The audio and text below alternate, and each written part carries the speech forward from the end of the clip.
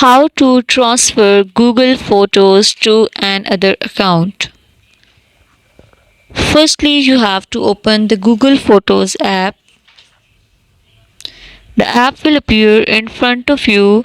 Now you have to transfer your Google Photos to another account. Click on any of the photo which you want to share like this. Click on it and at the bottom you can see share option. Before this, just make sure watch the complete video and follow each step carefully to avoid forgetting anything and making mistake. Now at the bottom you can see here there is an option of share.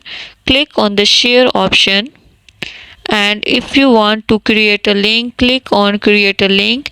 In this way the link will be created and you have to paste on which you want to share. If you want to share it directly, click on the more options and you can see you can share it to WhatsApp or another devices.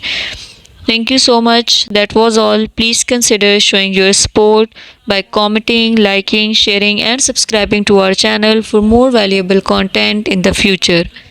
Your engagement is highly appreciated. I wish you very, very good luck. Thanks.